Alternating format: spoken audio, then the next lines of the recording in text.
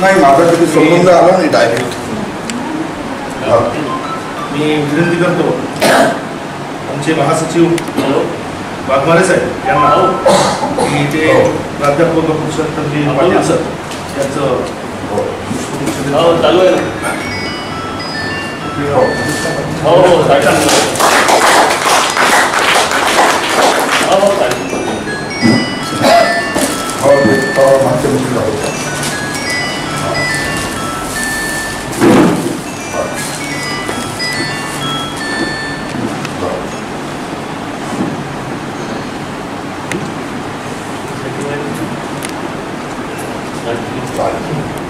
मी तुमचे मित्र राजेश पापडे त्यांना विनंती करतो की त्यांनी रफिकभाई रंगरेजी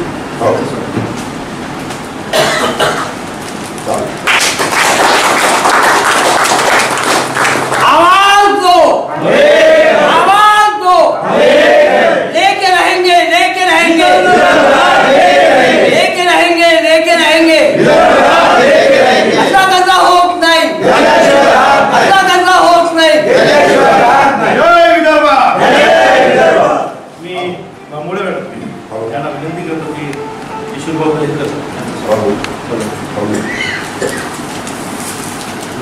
जिल्हाध्यक्ष आहेत धर्मदाय आंदोलन समिती बांबुळेकर.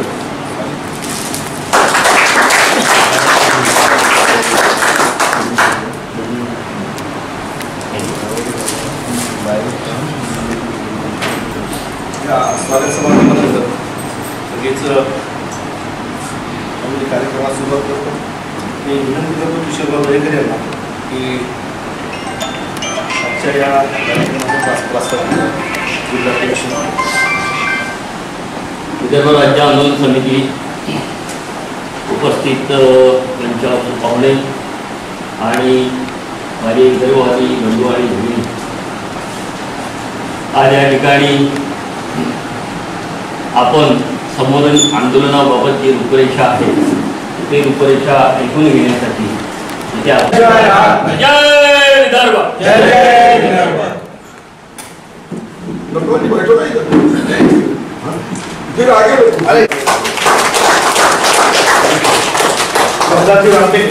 याला विनंती करतो त्यांनी पाटील सरांचं स्वागत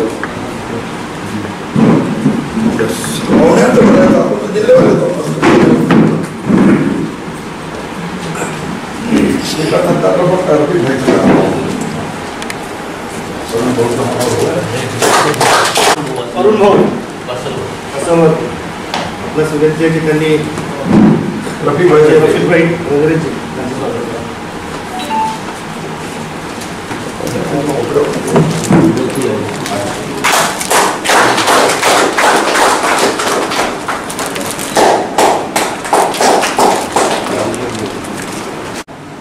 जिला बैठकीचे अध्यक्ष, आज यहाँ चंद्रपुर जिले की जिला बैठक का आयोजन किया गया है। इस मौके पर हमारे विदर्भ की आन बान और शान माजी आमदार एडवोकेट वामनराव जी चटप साहब, किशोर भाऊ वाघमारे साहब। किशोर भाऊ से एक नाम याद आया कि पहले किशोर जी चंद्रपुर जिले के जिला अध्यक्ष थे, वो बूढ़े थे, अब ये जवान ये वो वहाँ थे, ये बकरवाल। उसी तरीके से मेरी बेटियाँ और खास कर इन महिलाओं ने अपने मासूम बच्चे को भी साथ लाया, क्यों मोबाइल देख रहा है, सब समझता है उसको, हम जो बोलेंगे वो समझता है, नहीं समझता है ताकि एक बालक को भी विदर्भ के लिए तैयार करने को है। तो न मिला है न मिलेगा मुझे आराम करिए, न मिला है न मिलेगा मुझे आराम करिए। मैं मुसाफिर हूँ, मेरी सुबह गई मेरी शाम गई। वामनराव चटप एक ऐसी हस्ती है कि जिसको आराम ही नहीं मिला, कहीं कहीं सुबह हो जाती, कहीं शाम हो जाती, घूम पैर को भिंगी लगा के घूम रहे।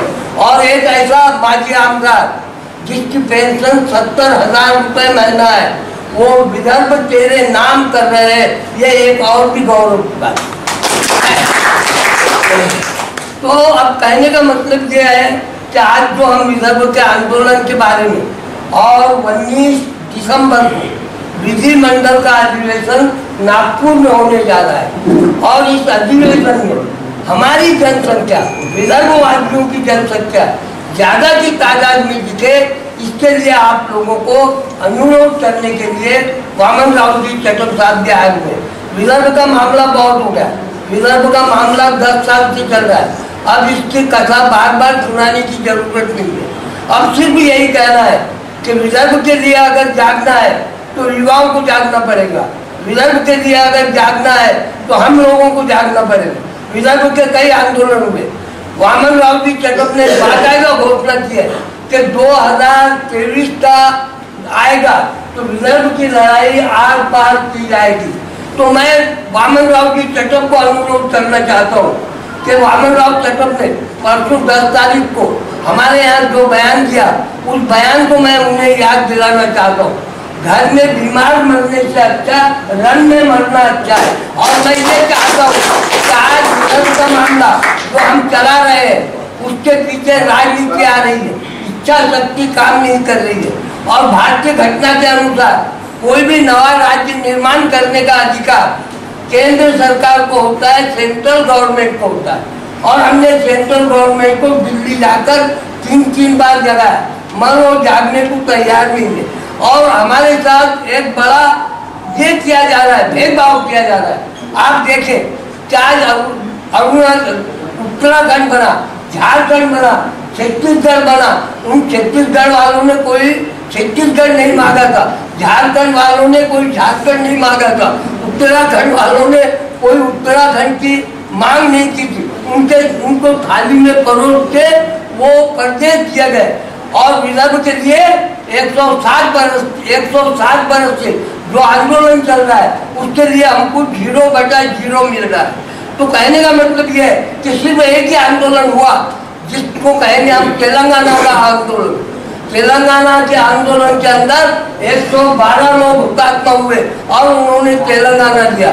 तेलंगाना लेने के बाद तेलंगाना की राजधानी बनाने के लिए हमारी भारत सरकार ने, मोदी साहब ने राजधानी बनाने के लिए 40,000 करोड़ रुपए दिए। और आज विदर्भ की ये हालत है, विदर्भ ये बरार कहलाता था, सोने की करार कहलाता। आज विदर्भ की यह हालत है कि पहले भी विदर्भ राजधानी थी और आज भी आप नागपुर में जाके देखेंगे विधिमंडल है, गवर्नर हाउस है, आमदार निवास है, तमाम चीजें है। सिर्फ मोदी साहब को क्या करना है कि मैंने विदर्भ निर्माण किया, ये साइन करना है। अगर वो सुबह साइन करते हैं तो शाम को झेना होकर है हमारा, हम विदर्भ निर्माण कर सकते हैं। और हम मोदी साहब से एक धब्बू भी नहीं मांगते, हमारी राजधानी बिल्कुल आए की तैयार है, मगर वो भी करने के लिए उनकी हिम्मत नहीं हो रही है। ये बड़े दुख की बात है और बड़े अफसोस की बात है। और मैं तो आप लोगों से अनुरोध करूंगा और वामन राव जी से करूंगा कि हम तो आर पार की लड़ाई लड़ेंगे। हम कम से कम 100 सीनियर सिटीजन दिल्ली में जाकर बैठे और आमरण अपोषण को बैठे।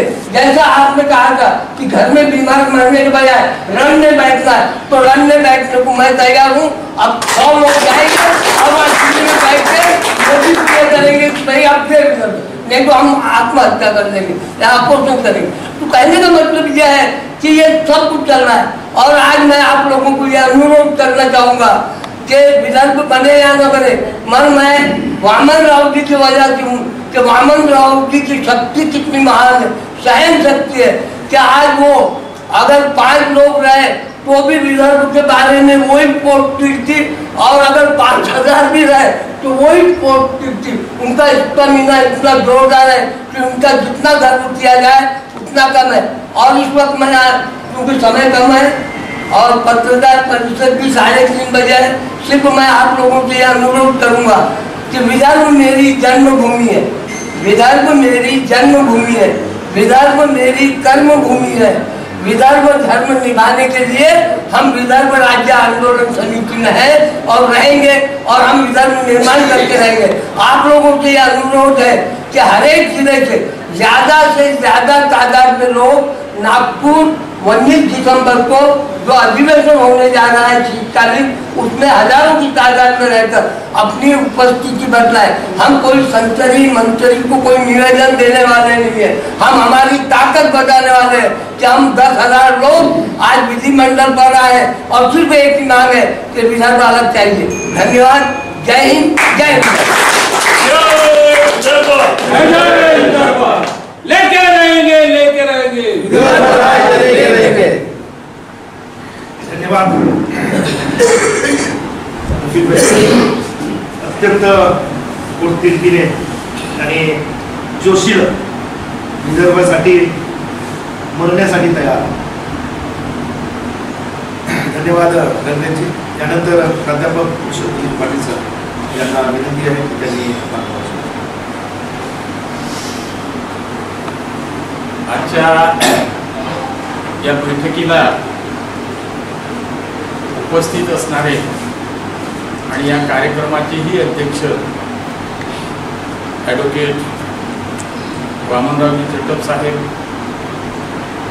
माझ्यासोबत आलेले रफिकभाई रंगरेजी, आपल्या जिल्ह्याचं नेतृत्व किशोरजी दहेकर, जिल्ह्याचे महासचिव अंकुश वाघमारेजी, सोनीभाई चांदेकर साहेब, कोरंगे साहेब, इकडे आमचे तरुण विदर्भ राज्य आंदोलन समितीचे दोन्ही तरुण नेते नितीन भागवत, गीतेजी, संचलन करते आणि विशेषत्वानं या कार्यक्रमाला उपस्थित झालेले बाळू चांदेकर आहेत, जे सदाशिव नगराळे आहेत आणि आमच्या भगिनी बांभोळे, उराडे आणि नगराळे।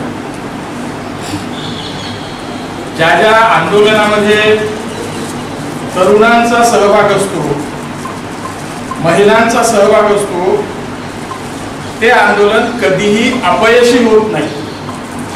त्या आंदोलनाला यशामध्ये रूपांतरित करायचं काम निश्चितपणानं या महिला करतील, आपण कराल याबद्दल माझ्या मनामध्ये कुठल्याही प्रकारचा संदेह नाही। मी या ठिकाणी सांगितलं पाहिजे की चटप साहेब संपूर्ण पूर्व विदर्भ बैठका घेऊन आले। पश्चिम विदर्भाची 10 तारखेला वडीला शेवटची बैठक झाली आणि आता पूर्व विभागाची 12 तारखेला ही शेवटची बैठक होते। संपूर्ण विदर्भामध्ये 19 तारखेच्या संदर्भातलं जनजागरण करत चटप साहेब या ठिकाणी पोहोचले। प्रत्येक तालुक्याला, प्रत्येक जिल्ह्याला ते जबाबदारी देत या ठिकाणी आले। मित्रांनो, या विदर्भ राज्य आंदोलन समितीने जी आंदोलन केली गेल्या 10 वर्षापासून सातत्यानं विदर्भाचं आंदोलन सुरू आहे।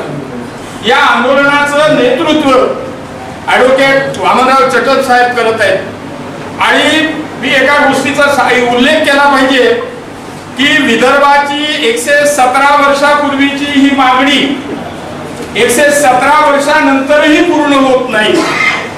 याचा थोडासा मी इतिहास आपल्या समोर सांगेल की जेव्हा जेव्हा विदर्भाचं राज्य होण्याची पाळी आली, ज्यांनी या देशावरती राज्य केलं, काँग्रेसने काय केलं? त्या काँग्रेसच्या राष्ट्रीय ठरावाचे अभ्यास करा।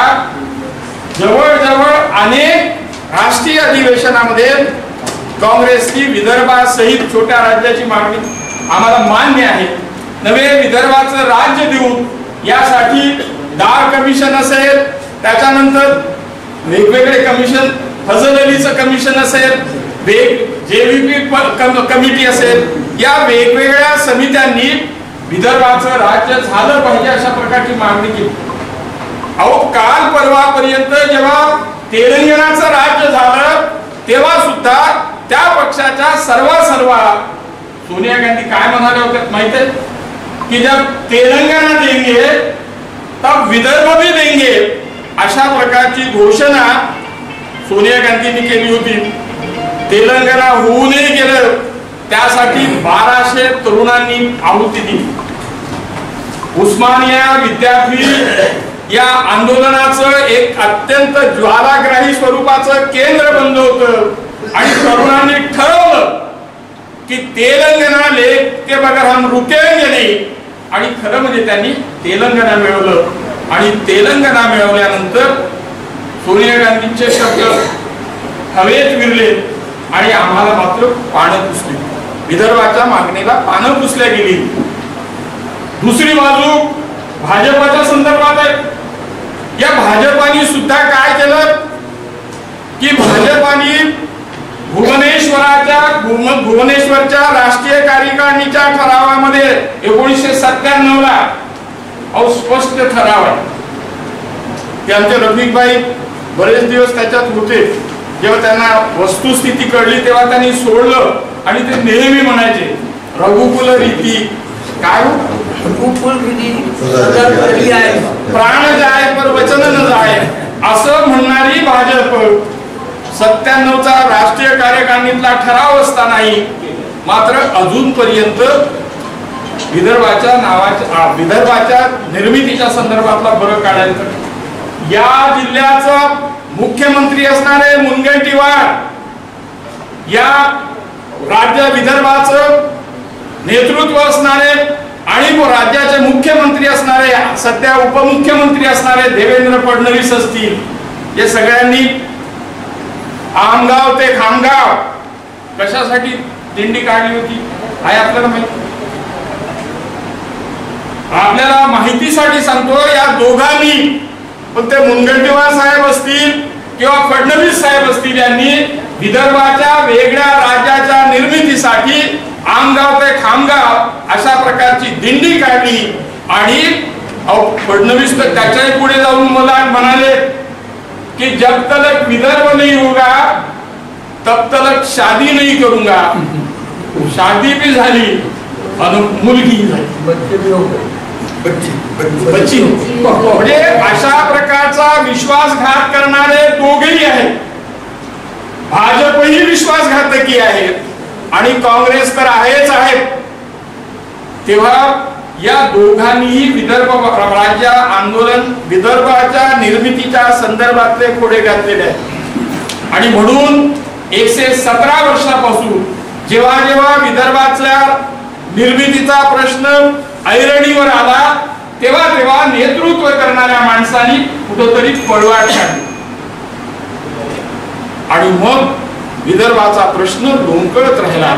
या ठिकाणी मी सांगितलं पाहिजे, या चळवळीचं नेतृत्व करणारे ऍडव्होकेट वामनराव चटर ज्या निष्ठेनं, ज्या बांधिलकीनं या चळवळीचं नेतृत्व करतायत, ते त्यांना आमिष नाही, त्यांना आमिष नाही. तुमच्यापैकी किती लोकांना माहिती आहे त्यांना काँग्रेसनी खासदारकीचं तिकीट देऊन निवडणुकीला उभे राहा, तुम्हाला खासदार बनवू, त्यासाठी किती 1-2 नाही 17 कोटी, हाऊ मेनी 17 crores 17 कोटी रुपयाची ऑफर दिली आणि या खासदारकीची निवडणूक चंद्रपूर आणि वणीच्या खासदारकीची निवडणूक लढवायला सांगितलं. त्यांनी ठरवलं की मी जर काँग्रेसचा खासदार झालोय तरी माझा आवाज बंद असेल, मला माझ्या पद्धतीनं बोलता येणार नाही, वागता येणार नाही. आणि दुसरं सगळ्यात महत्वाचं की पुन्हा विदर्भ राज्य आंदोलन समितीच्या संदर्भात लोकांचा विश्वास बसला नसतो की जो आता वो वैसा ही है, जो जो येतो तो तसाच आहे, अशा प्रकारचा सिक्का चटर साहेबांवरही मारला गेला असता. आणि म्हणून या माणसानं बाणेदारपणाने सांगितलं की नको, मला मी खासदार झालो काय न झालो काय, परंतु विदर्भ राज्याच्या प्रश्नासाठी मी अखेरपर्यंत लढत राहील. मी आता त्यांना अगदी जवळून पाहतो, ते तुमच्या जिल्ह्याचे असतील, अगदी मी जवळून पाहतो. या माणसानं कुठून कुठं आणि कसं कसं फिरावं. या वयामध्ये आपलं देहभान विसरून एकमेव the only target before him is to have the separate Vidarbha.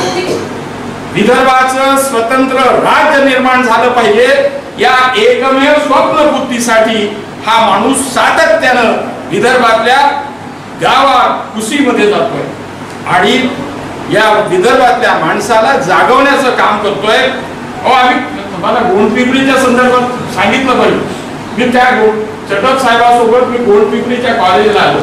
मी तुम्हाला आश्चर्य सांगतो, जसं काही त्या गोंडपिंपरीला स्वातंत्र्याचं आंदोलन सुरू आहे की काय, अख्खा गाव एखाद्या यशाचं जे जुलूस निघतो ना त्या प्रकारचा जुलूस गोंडपिंपरीमध्ये निघाला होता. प्रचंड जनसागर आणि विद्यार्थी त्या कॉलेजच्या होणाऱ्या कार्यक्रमामध्ये सहभागी झाला होता. एवढं प्रचंड वातावरण निर्माण करायचं काम त्यावेळेस झालं होतं. अजूनही मित्र हो, खरं सांगतो की आपण आजपर्यंत लोकशाहीमध्ये जीजी म्हणून हत्यार आहे, आंदोलनाची जीजी म्हणून हत्यार आहे, त्या आंदोलनातल्या लोकशाहीवादी लोकशाही मधल्या हत्यारांना आपण विस्तार केलं.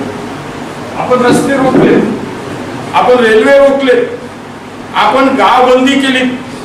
एवढंच नाही तर आमदाराला आपण दिलं, आमदाराच्या घरावरती गेलो, खासदाराच्या घरावरती गेलो आणि लोकशाहीमध्ये आमची मागणी मागण्याचा जो अधिकार आहे तो अधिकार आम्ही सातत्यानं बजावतो. मी इथे सांगितलं पाहिजे की अभिमानाने सांगितलं पाहिजे, विदर्भातल्या 10 खासदारांना आपण परवा भेटी दिल्या. आपल्यापैकी बरेचसे होते, काही नव्हते. चंद्रपूर जिल्ह्याचा एकमेव खासदार मला वाटतं वर्ध्याचा तळस साहेब, वर्धा जिल्ह्याचे तळस खासदार तळस साहेब आणि चंद्रपूर जिल्ह्याचे खासदार भाऊ धानोरकर हे आपल्या मोर्चाला सामोरे गेले, घरामध्ये येण्याच्या संदर्भातला आग्रह करू लागले. परंतु चटप साहेबांनी सांगितलं, मी तुमच्या दाराचा उंबरठा ओलांडणार नाही. त्यांना बाहेर बोलावलं, त्यांनी पुष्पगुच्छ देऊन सगळ्या आंदोलनकर्त्याचं स्वागत केलं आणि सांगितलं की मी तुमच्या आंदोलनासोबत आहे. हा एकमेव खासदार, चंद्रपूर वनी आणि विभागाचा एकमेव खासदार बाळाभाऊ धानोरकर यांनी अशा प्रकारचं हे दिलंय. अर्थातच तुम्हाला माहिती आहे की आपण आता ह्या सगळ्या अवस्थांमधून गेलो, त्यांना पत्र पाठवली की घरावरती गेलो आणि आता आपण 19 तारखेला, मी आता विदर्भ का हे सांगायची गरज नाही, आपण 19 तारखेला मी नेहमी म्हणत आलो आंदोलनामधली डोकी मोजली जातात, आंदोलनामधली डोकी मोजली जातात. याचा अर्थ आंदोलनामध्ये किती लोक सहभागी होतात याच्यावरती त्या आंदोलनाचं मूल्यमापन असतं. मी हेही म्हणत असतो की आमच्या नेत्याचं मोठेपण कशात आहे, या नेत्याच्या पाठीमागे लोकसंख्या किती आहे, आंदोलनात त्यांच्या पाठीमागे किती लोक आहेत याच्यावरती आमच्या नेत्याचं मोठेपण ठरत असतं, त्यांचं मूल्यमापन ठरत असतं. आणि म्हणून या मूल्यमापनाला आम्ही कुठेही कमी पडणार. आपल्याला माहिती आहे, आपला इतिहास आहे. 20-20, 22-22 हजार आपण गडकरी साहेबांच्या घरावरती गेलो, फडणवीस साहेबांच्या घरावरती गेलो.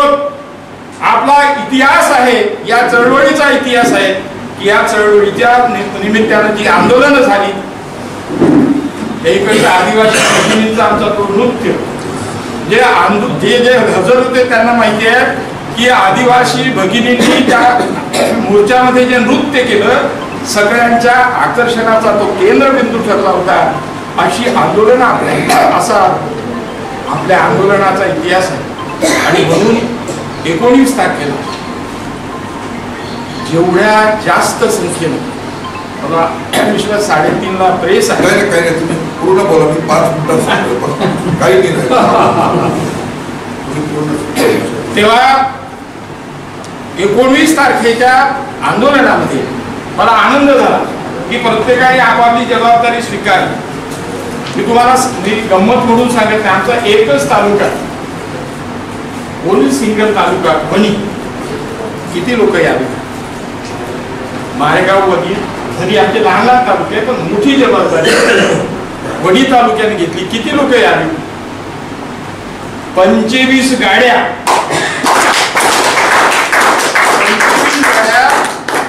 फक्त वणी तालुक्याच्या वतीनं त्या ठिकाणी येत आहेत.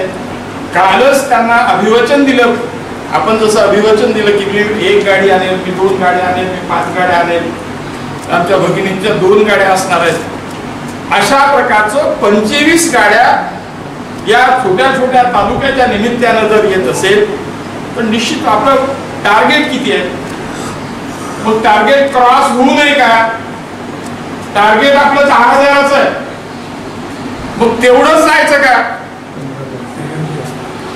हे टार्गेट तर त्यांनी ठेवलेलं आहे की तुमच्या जिल्ह्याला 1,000चा आकडा. चंद्रपूर आणि नागपूर या 2 जिल्ह्यांना 1,000 कार्यकर्त्यांचा आकडा दिलेला आहे आणि बाकी ठिकाणी बाकी जिल्ह्यांना 500-500, कोणी 600 आहे, 500 आहे, 700 आहे, असं किमान 10,000 लोकांचा मोर्चा त्या ठिकाणी असला पाहिजे. तुम्ही म्हणाल आपल्यापैकी विचार करणाऱ्या मंडळींच्या डोक्यात येईल की आपण विधानसभेवरती जातो, विधान भवनावरती जातो, इनके हात में क्या है भाई? प्रश्न येईल की नाही की आपण हा प्रश्न कोणाचा? संविधानाच्या कलम 3 प्रमाणे, संविधानाच्या कलम 3 प्रमाणे राज्य निर्मितीचा अधिकार केंद्राला, संसदेला. संसदेमध्ये सिंगल मेजॉरिटीने, सिंपल मेजॉरिटीने ठराव करायचा की आम्हाला विदर्भाचं स्वतंत्र वेगळं राज्य निर्माण करीत आहोत, या तारखेपासून आम्ही विदर्भाचं वेगळं राज्य करत आहोत.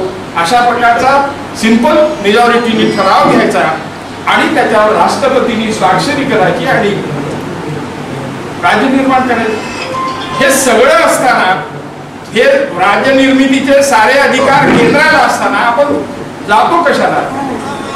तर त्यांना हे सांगण्यासाठी की गडकरी साहेब, तुम्ही 2014च्या निवडणुकीमध्ये काय सांगितलं होतं कि अगर हम महाराष्ट्र में सत्ता में आए या केंद्र में सत्ता में आए तो विदर्भ का मसला हल करेंगे, विदर्भाचं राज्य निर्माण करू.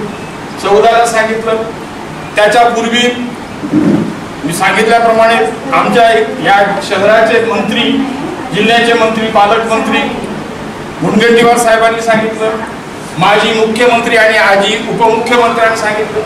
आणि मग आम्ही तेच विचारायला चाललो की तुम्हीच तर म्हणाला होता अहो लेखी आहे की विदर्भाचं राज्य, स्टॅम्प पेपरवरती लेखी आहे की बा विदर्भाचं वेगळं राज्य झालं, वेगळं राज्य होण्यासाठी फक्त आम्हाला बहुमतानं ही दोन्ही सरकारी दिली, परंतु काम झालं माझं, काय करू तुझं, अशा पद्धतीनं या प्रश्नाकडे भाजपाने दुर्लक्ष केलं आणि दुर्लक्ष केल्यामुळे त्यांना त्याची आठवण करून देण्यासाठी, आम्हाला माहित आहे की यांच्या हातामध्ये नाही, परंतु त्यांना आठवण करून देण्यासाठी आणि विदर्भाला प्रामुख्याने विरोध करणारी पश्चिम महाराष्ट्रातली जी मंडळी आहे त्यांनाही सांगण्यासाठी की आता तुमचं विरोधाच्या संदर्भातलं काम आता संपवलं पाहिजे. आता विदर्भाची जनता विदर्भाचं वेगळं राज्य घेतल्याशिवाय थांबणार नाही, स्वस्थ बसणार नाही, हेही ठणकावून सांगण्यासाठी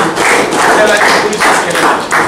आणि मग या 19 तारखेमध्ये जर आपण प्रचंड, आणि हे लक्षात घ्या, आपण कोणालाही निवेदन देणार नाही आहोत. तुमच्या माहितीसाठी सांगतो, कोर कमिटीचा ठराव आहे की कोणा मंत्र्याला, संत्र्याला, कोणाला कुठल्याही प्रकारचा ठराव दिला जाणार, कुठल्याही प्रकारचा अर्ज केला जाणार नाही.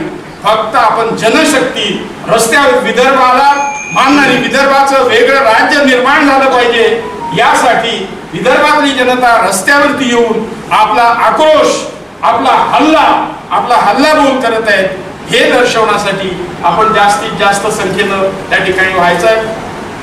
चटप साहेब सांगतीलच, पटवर्धन मैदानापर्यंत आपण यायचं आहे. 1 वाजता आपला मोर्चा निघणार आहे. आपण किमान 12:30 वाजेपर्यंत तिथं पोहोचलं पाहिजे. तुमचं कॅल्क्युलेशन करा. आपण नागपूरला किती वेळापर्यंत पोहोचतो? 12:30 वाजेपर्यंत पोहोचा. त्या ठिकाणी जेवणाची व्यवस्था असेल आणि जेवणाची व्यवस्था झाल्यानंतर 1 वाजता आपला मोर्चा, आपला हल्लाबोल आंदोलन पुढे चालेल. आणि म्हणून या आंदोलनात 2022 मधलं हे आपलं सगळ्यात शेवटचं आंदोलन असेल. आणि हे आंदोलन जेवढं ताकदवार होईल त्याचे पडसाद त्या विधिमंडळामध्ये पसरतील. त्याचे पडसाद विदर्भातल्या जनतेत कारण होते. या निमित्तानं, अधिवेशनाच्या निमित्तानं प्रत्येक माणूस नागपूरला जातो. आंदोलनात 900 येतात. त्यांनाही कळलं पाहिजे की बा विदर्भाचं आंदोलन आता पेटलेलं आहे आणि आता विदर्भाचं वेगळं राज्य निर्माण झाल्याशिवाय थांबणार नाही हे सांगण्यासाठी आपण जास्तीत जास्त संख्येनं त्या ठिकाणी आलं पाहिजे. आमचे रफिकभाईंनी सांगितल्याप्रमाणे विदर्भाचं वेगळं राज्य झालं तर खरंच सर एखाद्या राज्याची निर्मिती उत्तराखंडचं राज्य झालं तेव्हा एका गोठ्यामध्ये, ज्याला आपण गोडाऊन म्हणतो ना, त्या गोडाऊन मध्ये कार्यालय सुरू झालं त्या राज्याच्या राजधानीचं. आणि मग तो प्रचंड खर्च, यांनी सांगितल्याप्रमाणे प्रचंड खर्च आहे राज्याच्या निर्मितीचा. मंत्रालय आहे, मुख्यमंत्री आहे, हे सगळं. But we have everything ready with us. आमच्याकडे सारंच्या सारं तयार आहे. मंत्रालयापासून तर मुख्यमंत्री, उपमुख्यमंत्री, सचिवालय, आमदार निवास सगळं तयार आहे. एकाही पैशाची गरज नाही. परंतु या मुर्दाळांना ते त्यांच्या मनामध्ये नाही. आणि या मुर्दाळांना जागवण्यासाठी मी बोललोय. आता हे आपलं शेवटचं आंदोलन झाल्यानंतर आता आपल्याला आंदोलनाची दिशा बदलावी लागणार. लक्षात 2022चं हे भरगच्च स्वरूपाचं प्रचंड संख्येनं असणारं आंदोलन यशस्वी झाल्यानंतर आपल्याला आता नाक दाबल्याशिवाय तोंड उघडत नाही या उक्तीप्रमाणे आपल्याला आपल्या आंदोलनाची दिशा निश्चित बदलावी लागणार आहे. त्या संदर्भात कोर कमिटी चटप साहेब आहेत, गंभीरतेनं विचार करणार आहेत आणि उद्याच्या आंदोलनाची, म्हणजे परवाचं आंदोलन झाल्यानंतर त्यानंतरच्या आंदोलनाची दिशा बदलणार आहे. आणि त्यासाठी त्यांनी ठरवलंय की 2023 पूर्वी ॲट एनी कॉस्ट, कुठल्याही किमतीमध्ये 2023 पूर्वी हे विदर्भाचं स्वतंत्र राज्य झालेलं असावं अशा प्रकारचा संकल्प त्यांनी सोडलेला आहे. आणि तो संकल्प मित्रहो कोणाच्या बळावरती त्यांनी जाहीर केलेला आहे? आपल्या बळावर. मी नेहमी म्हणत असतो की आंदोलनाची यशस्वीता किंवा आंदोलनाची सुरुवात ते करत असतात, पण आंदोलनाला यशामध्ये रूपांतरित करायचं काम सामान्य माणसाला करायचं असतं. सामान्य माणूस, मी नेहमी स्वातंत्र्याच्या आंदोलनाचं उदाहरण देत असतो. त्या गांधीजींनी एकट्या स्वातंत्र्य मिळवलं काय? ठीक आहे, ते प्रतीक आहेत, त्यांच्या योगदानाला मी नाकारत नाही. परंतु गांधीजींनी सुरू केलेल्या आंदोलनाला गरीब असेल, श्रीमंत असेल, शहरातला असेल, खेड्यातला असेल, व्यापारी असेल, कष्टकरी असेल, शेतकरी असेल, शेतमजूर असेल, काना कोपऱ्यातला माणूस, खरंच त्या गांधीजींच्या स्वातंत्र्याच्या आंदोलनातली ताकद लक्षात घ्या. खास माध्यम आहे. अंदमान निकोबारला एखादा आंदोलन जाहीर झालं तर आमच्या अहेरी एटापल्लीपर्यंत त्याचा पडसाद उमटायचा. ही ताकद गांधीजींच्या स्वातंत्र्याच्या आंदोलनामध्ये होती.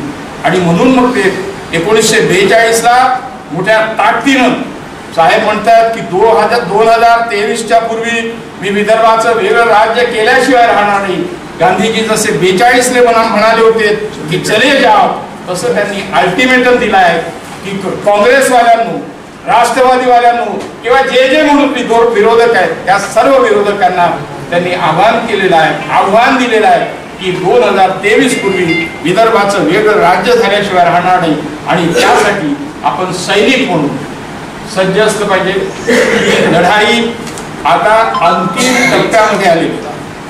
ही अंतिम टप्प्यामध्ये आलेल्या लढाईला यशामध्ये रूपांतरित करायची जबाबदारी, जास्त मोठी जबाबदारी आपली आहे. आणि म्हणून आपण या 19 तारखेबरोबरच 19 तारखेमध्ये तर आपलं स्वागत आहेच आहे, परंतु त्यानंतर सुद्धा आपल्या आंदोलनाला यशामध्ये रूपांतरित करण्यासाठी आपली नितांत गरज राहणार आहे.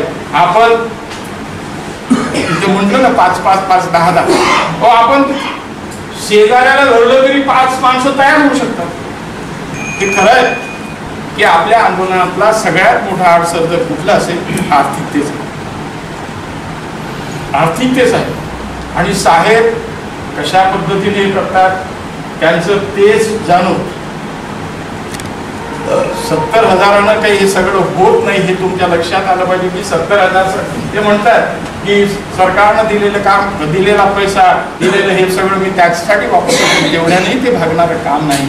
आणि म्हणून मला खरंच चटप साहेब की एखाद्या पक्षामध्ये माणूस टिकून राहतो कशासाठी? त्याला वाटतं मेरा कुछ होगा असतो की नाही. पक्षामध्ये काम करणारी माणसं अपेक्षेने, आशेने की नाही मला हे झालं तर ते मिळेल. पण इथं मित्र हो, तुम्हाला काय देऊ शकणार आहे? पण एक देऊ शकणार आहे, विदर्भाचं स्वतंत्र विदर्भ राज्य हे देऊ शकणार. आणि सगळ्यात मोठी मी हेही सांगेन कि कल का ये इतिहास लिखा जाने वाला है. तुम्हाला सांगतो, विदर्भाच्या गंमत म्हणून सांगतो, हे मिसाबंदी आहेत. मिसाबंदी समजते तुम्हाला? जेलमध्ये होत मिसाबंदी आहे. या मिसाबंदीला स्वातंत्र्य सेनानी बनवलं. 10,000 रुपये ते पेन्शन घेत आहेत. उद्या आपलं जर विदर्भाचं राज्य आलं तर आपल्यापैकी बऱ्याच लोकांना निश्चितपणानं अशा प्रकारे आपण त्याच्यासाठी हे करत नाही, परंतु जब हमारा पोता हमसे पूछेगा दादाजी विदर्भ का आंदोलन चल रहा था तब तुम कहाँ थे, तो क्या बताओ? What is the answer to this question? या तो जेव्हा चिमुकला तुम्हाला विचारेल की विदर्भाचं आंदोलन लढलं जात असताना अरे कोणीतरी चटप साहेब नावाचा आमदार होता, आपलं प्राणपणाला लावून हे आंदोलन लढत होता आणि तुम्ही कुठे होते? याचं उत्तर मित्र हो आपल्याजवळ असणार नाही. आणि ते खाली मान घालायची पाळी येऊ नये असं वाटत असेल तर या आंदोलनामध्ये आपण या आणि आपल्या बरोबरच इतरांना सुद्धा या आंदोलनामध्ये सहभागी करा आणि 19चं आंदोलन यशस्वी करा अशा प्रकारची मी या ठिकाणी अपेक्षा करतो. आणि खरं म्हणजे मीही आपणही सगळे चटप साहेबाला ऐकण्यासाठी आलो. मी माझ्या परीने या ठिकाणी इथे माझ्या शब्दांना विराम देतो. सगळ्यांना जय विदर्भ, जय भीम. आपल्याला 3:30लाही बैठक संपवायची आहे आणि पाटील साहेबांनी, रंगरेज साहेबांनी नाण्याच्या दोन्ही बाजूचा उलगडा करून सगळ्या बाजू आपल्याकडे मांडल्या आहेत. आजच्या बैठकीला आवर्जून उपस्थित असलेले कोर कमिटी सदस्य, यवतमाळ जिल्ह्याचे अध्यक्ष माननीय पाटील सर, कोर कमिटीचे सदस्य रफिकभाई रंगरेज, आपल्या जिल्ह्याचे अध्यक्ष किशोरभाई, उपाध्यक्ष मनोहर भाऊ, अरुण भाऊ, सचिव अंकुश भाऊ आणि युवा आघाडीचे अध्यक्ष कपिल देव, सचिव नितीन भागवत आणि आवर्जून उपस्थित असलेल्या नगराईताई, सरलाताई आणि बांबोळेताई आणि सर्व तालुका प्रमुख आणि उपस्थित सर्व भावांनो, बहिणींनो, युवक मित्रांनो, लोकशाहीमध्ये जेव्हा सरकार नावाची यंत्रणा निर्णय करत नाही, विरोधी पक्षही त्यांना निर्णय करायला भाग पाडत नाही, अशा वेळेला जनतेला स्वतःच्या प्रश्नासाठी आपलं हवं असलेलं जे काही मागणीचं यंत्र आहे ते पदरी फाडून घ्यायसाठी सरकारच्या निर्णयाचं प्रतिबिंब म्हणजे आमच्या अशा आकांक्षेचं प्रतिबिंब तिथे संसदेत उमटलं पाहिजे. यासाठी जेव्हा शासन खुळं होतं, विरोधी पक्ष खुळे होते, तेव्हा जनतेला आपुली अहिता असेल जागता म्हणून समोर यावं लागतं.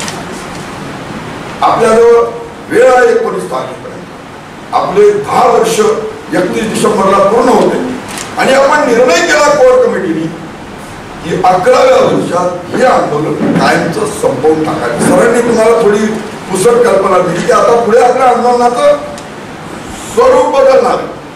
भाईनी सांगितलं की आम्ही सौबंद म्हणजे सौ जवान आम्ही उपोषणाला बसायला त्यावर तिच्यातून जायची गरज नाही, नागपुरातून बसायचं तेव्हा खरंच त्यात आले. मी सगळ्यांना मनपूर्वक धन्यवाद देतो की आपण या आधीची 2 आंदोलनं जी केली किंवा खासदारांना पत्र द्यायची, सत्ताधारी खासदारांना यासाठी पत्र द्यायची की त्यांनी आम्हाला कमिटमेंट केलं होतं, त्यांच्या पक्षाने कमिटमेंट केलं होतं सत्ता द्या आम्ही विदर्भ देऊ, आणि त्यांच्यावर विश्वास जास्त जनतेने याच्यासाठी ठेवला होता. या दोघांनी सांगितलं की ते प्रभू रामचंद्राचे भक्त आहे, पण त्यांनी आम्हाला सांगितलं पुराणातल्या गोष्टी की रघुकुलरी तसदा चलिया जाई जली आई प्राण जाय परवचंद. पण आता ते कसे दिले, मोमेरा बगल में छुरी. सांगितलं कपिलने की मित्र पक्ष जे सोबत आले त्यांचा शिरच्छेद केला. तुमची क्षमा मागून हे दुसऱ्या बाजूला दिनके भैया रात के सय्या भी निघाले, तिसऱ्या बाजूला राम नाम जपना परायमाल अपनावाले निघाले. कारण हे सरकार जेव्हा पडलं हे पाळायसाठी जर टर्नओव्हर आहे. आता जे तुम्ही ऐकलं ना 50 खोके 51 बनले बोके 3000 कोटीचं टर्नओव्हर. मग यावरून तुम्ही लक्षात घ्या शत्रू काही बारका नाही, शत्रू प्रबळ आहे.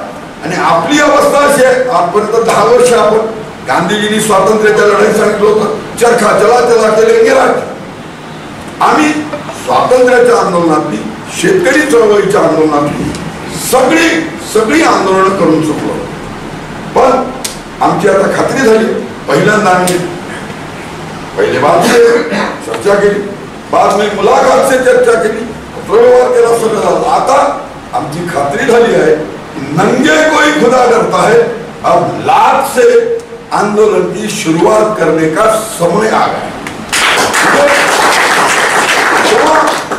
नंगे को खुदा डरता है, ये तो इंसान है. क्यों भाई, जब खुदा डरता है नंगे को, भगवान डरता है तो ये तो इंसान है.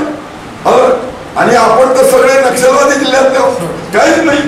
आमचे काही पक्षकार असे की एका बुक्कीने वाघ म्हणजे बकरं मारते, हे तर माणसं आहे. ही लढाई आता निकराची होणार आहे.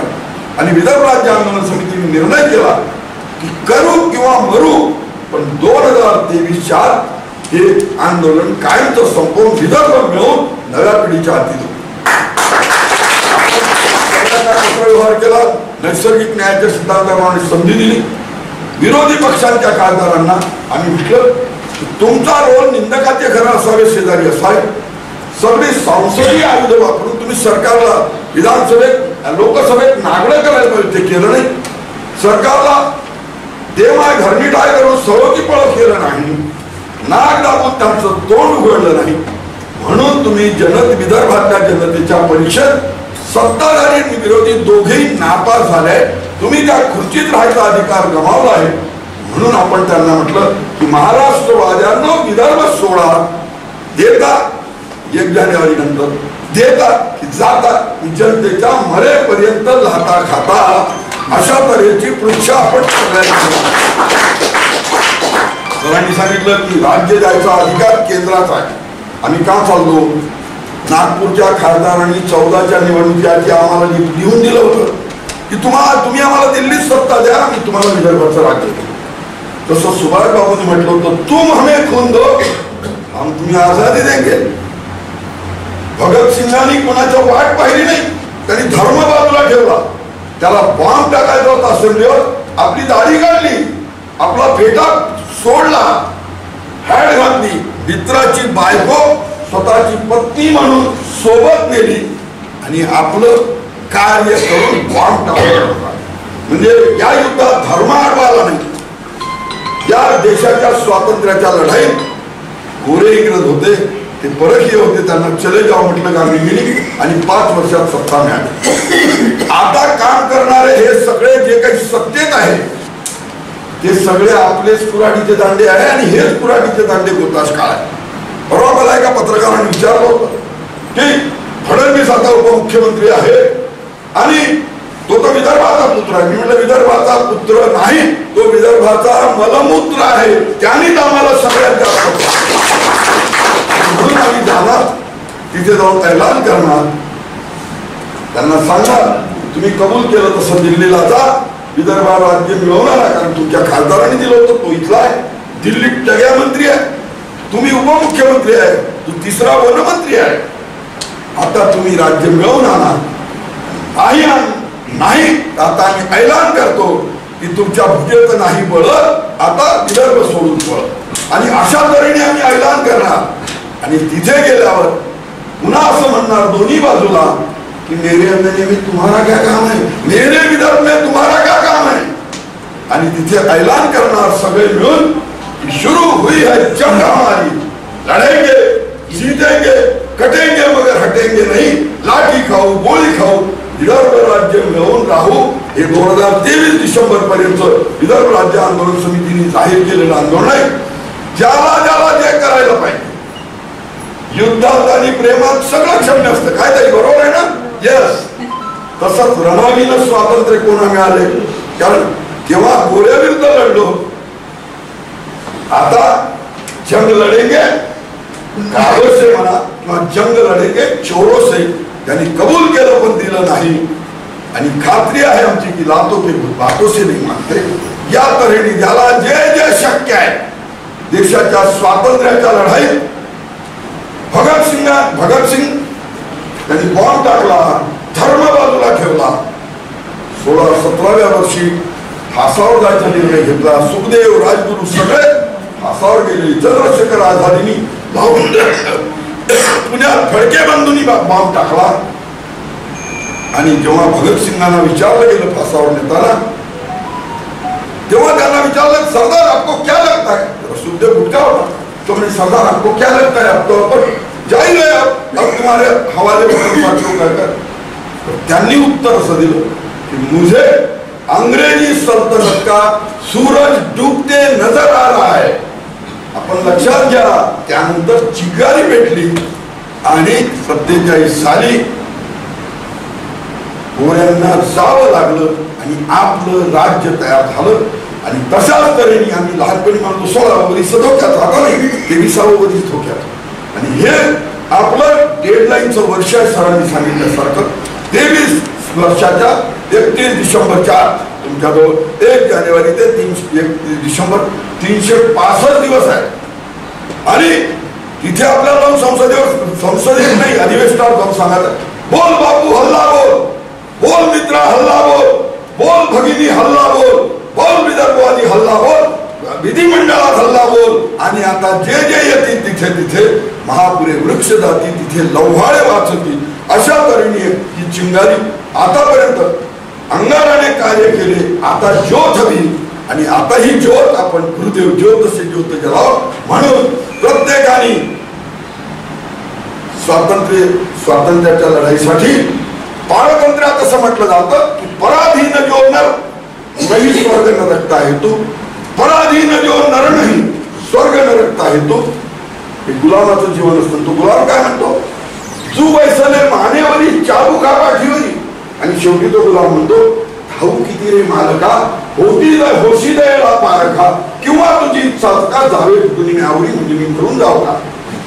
अनुशेषामुळे खर्च भरून गेले एवढे रास्त भाव मिळत नाही म्हणून 12 वर्षात 35,000 शेतकऱ्यांनी कर्ज भरू शकत नाही म्हणून आत्महत्या केल्या. याचं एक मार्मिक वर्णन बहिणीनं तुमची क्षमा मागून एक असाच देऊ शकता. काय म्हणतात कवी शंकरपडे, म्हशी वांझोट्या निघाल्या, झाले गरबारा हेले, घाम गाळणारे इथे दुःख संपते. इथे घाम गाळणारे संपतीचे दुःख झेलत नाही विदर्भात. तर एका दाण्याचे 1000 दाणे करणारे तुमचे माझे मायबाप शेवटच्या पूर्वा उत्तर नक्षत्राच्या पावसात पीक करपलं, सक्तीच्या जप्तीच्या वसुलीची नोटीस आली, शेतीत बचत नाही म्हणून सगळं राज्यस्थ आत्महत्या करून मरू लागले. हे चित्र बदलायचं नाही, तुम्ही आम्ही ठरवा.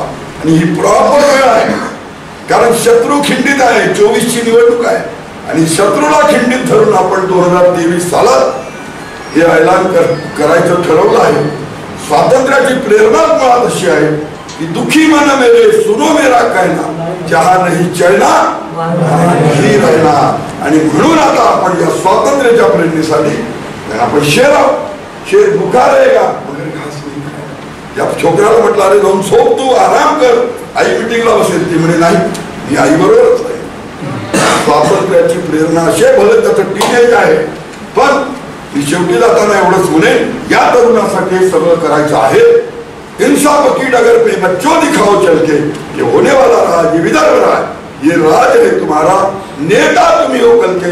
जय हिंद जय भारत जय महिला 2 गाड्या सावली 10 गाड्या ह्यांच्या 2 गाड्या वरोरा 2 गाड्या भद्रावती 2 गाड्या चिमूर 2 ते 5 गाड्या ब्रह्मपुरी आणि आमच्याकडून आम्ही 60 गाड्यांचं नियोजन करतो.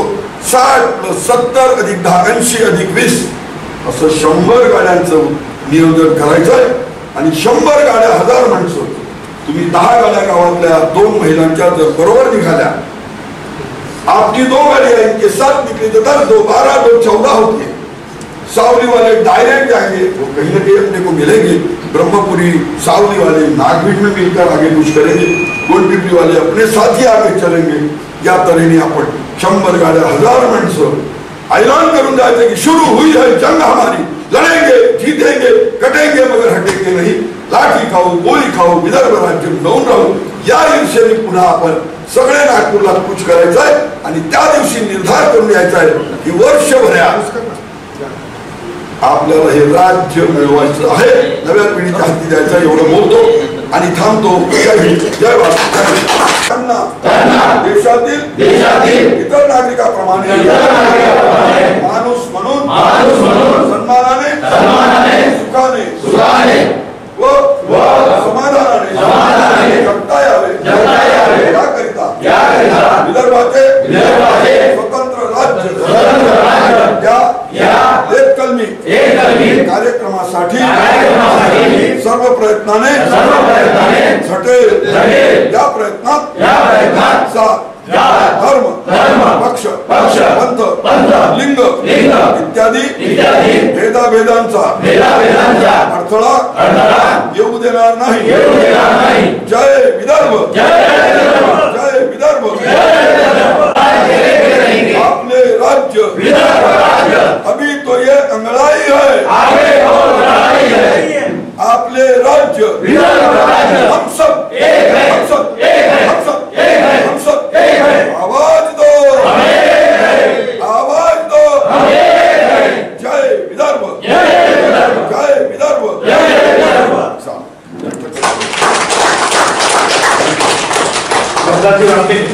याला विनंती करतो त्यांनी पाटील सरांचं